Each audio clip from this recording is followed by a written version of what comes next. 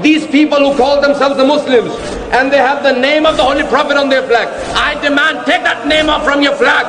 Take that name of the Holy Prophet, because if you do not have any love for the daughter of the Holy Prophet, you do not have love for the Holy Prophet himself. People who will be the master of the youth of heaven are Hassan and Hussein.